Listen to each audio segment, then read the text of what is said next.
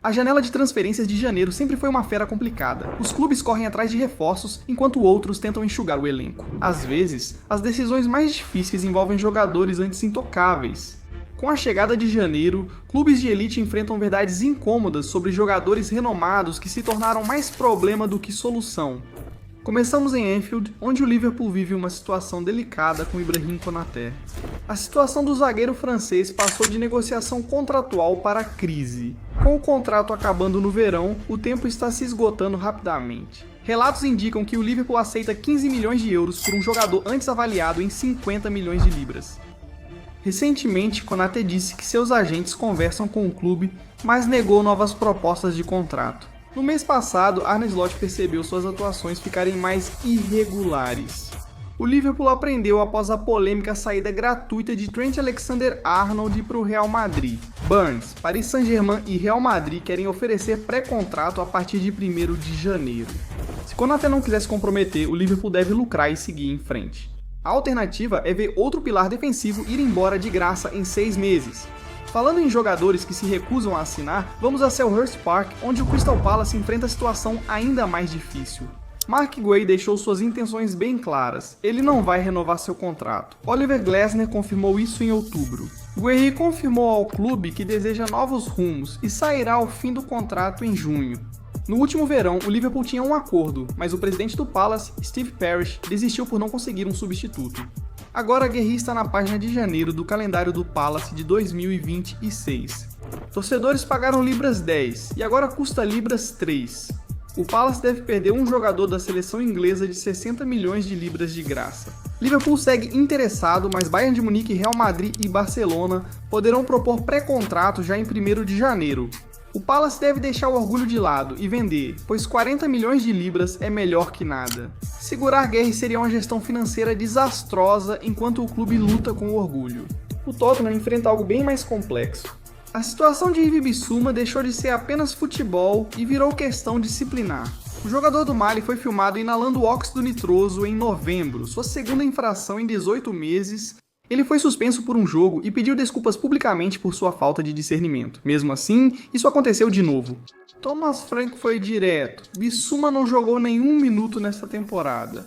Ele foi afastado antes da Supercopa contra o Paris Saint-Germain por atrasos, depois por lesões e agora enfrenta nova ação disciplinar. O óxido nitroso virou droga classe C no Reino Unido em 2023 com penas de até 2 anos de prisão. Com o contrato expirando no verão, o Tottenham precisa cortar perdas. Relatórios indicam que o Galatasaray seguiu interessado após uma transferência frustrada no verão. O Manchester United enfrenta decisões difíceis em Old Trafford. Jadon Sancho, atualmente emprestado ao Aston Villa, prova a cada jogo com o Unai Emery o que Ruben Amorim já sabe: ele não faz parte do futuro do United. Sancho está mais organizado e disciplinado no Villa do que na época de conflito com Erik ten Hag, mas isso não é algo transformador. Amorim cobra agressividade e intensidade constantes. Sancho se destaca quando o jogo segue seu ritmo, mas o futebol de elite atual não espera por ninguém. O Villa está pagando 80 mil dos seus 300 mil libras por semana em salários. Não há opção de compra no contrato de empréstimo, o que significa que o United vai recebê-lo de volta em junho, a menos que eles ajam agora. Com o contrato dele no último ano, janeiro representa a última chance de garantir alguma quantia significativa. Clubes da Major League Soccer já miram transferência gratuita no verão. O United pagou 73 milhões de libras por Sancho em 2021.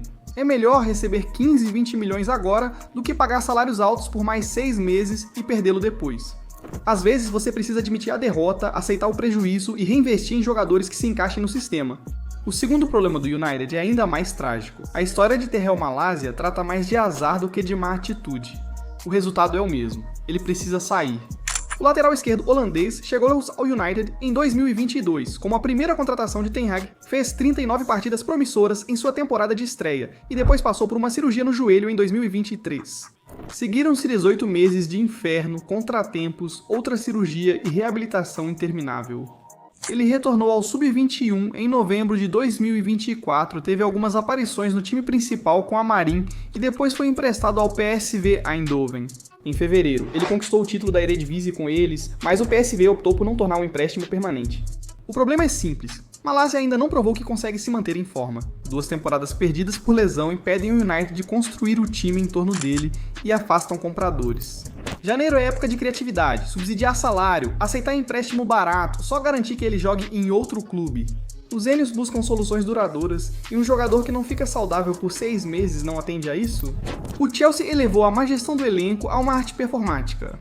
O exílio de Raheem Sterling sob o comando de Enzo Maresca tem sido absoluto. O ponta de 31 anos ficou fora dos elencos da Premier League e competições europeias nessa temporada, inclusive do banco de reservas. Ele treinou separado do time, com outro treinador e em horários distintos. O clube nem sequer reconheceu o aniversário dele nas redes sociais no início de dezembro. Sterling se juntou ao Chelsea em 2022 por 50 milhões de libras e ganha cerca de 325 mil libras por semana. O contrato dele vai até o verão de 2027, restando 2 anos e meio de salários. O empréstimo da última temporada ao Arsenal não rendeu gols, e nenhuma opção de compra foi exercida. A resposta de Maresca quando perguntado sobre o possível retorno de Sterling: janeiro está chegando, qualquer coisa pode acontecer. Por favor, leve-o. Crystal Palace e clubes da Major League Soccer têm interesse, mas o salário de Sterling é o problema. Axel Disasi enfrenta um purgatório semelhante. O zagueiro francês veio do Mônaco em 2023, mas foi emprestado ao Aston Villa em janeiro de 2025 para retomar a carreira. Maresca deixou claro que Disasi não está em seus planos. O West Ham se interessou, mas teve preocupações e desistiu. O Wolverhampton buscava reforço na defesa, mas preferiu não apostar em um jogador sem minutos nessa temporada. Disasi tem contrato até 2029, 5 anos de salários e nenhum interessado.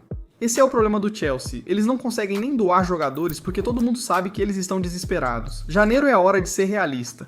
Aceite um empréstimo menor, subsidie salários e libere a vaga no elenco. Continuar pagando o salário completo de Disasi enquanto ele treina sozinho é inútil. A situação do Real Madrid com Endrick destaca o desafio de gerir jovens talentos sem tempo de jogo disponível. O prodígio brasileiro de 19 anos veio do Palmeiras por 60 milhões de euros em 2024 com grandes expectativas sob Xabi Alonso. Nessa temporada, ele fez 2 breves aparições como substituto, totalizando 22 minutos e só. Madrid já resolveu. O Olympique de Lyon vai recebê-lo por empréstimo de janeiro a junho. Endrick treina com os Leões. Em 26 de dezembro será apresentado na abertura da janela e pode estrear contra o Mônaco em 3 de janeiro. O Lyon ficou em sexto na última Ligue 1 e disputa a Liga Europa. Endrick terá bastante tempo de jogo por lá. Gestão inteligente de empréstimo. Deixe crescer e reavalie depois. No verão, o Barcelona passou por crise com Ronald Araújo. O zagueiro uruguaio tem sido muito inconsistente nessa temporada, cometendo pênaltis e até sendo substituído no intervalo por Hansi Flick. Seu contrato expira em junho e as negociações de renovação pararam. A Juventus o considera substituto ideal de Gleison Bremer, já lesionado e fez sondagens. O Barcelona recusou a oferta de 35 milhões de euros, mas relatos apontam que o clube agora negocia por cerca de 40 milhões de euros. Flick afirmou após o jogo difícil que o desempenho de Araújo não justifica mantê-lo. Se for possível obter lucro imediato, janeiro é a última chance do Barcelona recuperar uma quantia significativa antes que ele se torne um agente livre. Por fim, o Bayern de Munique deve decidir sobre Leon Goretzka.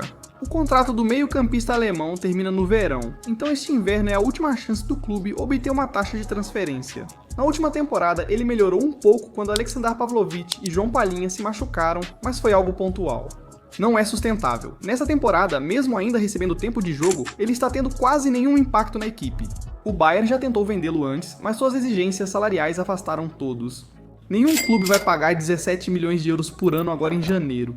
O Bayern deve oferecê-lo a outros clubes com expectativas realistas, aceitar uma taxa menor e liberar o alto salário para reforços. Goretzka foi ótimo para o clube, mas a lealdade não deve superar o bom senso. Esses jogadores já brilharam, mas o futebol muda rápido. Clubes que sabem a hora de mudar prosperam. Quem não fizer isso pagará em junho, quando esses jogadores saírem de graça ou seguirem drenando recursos.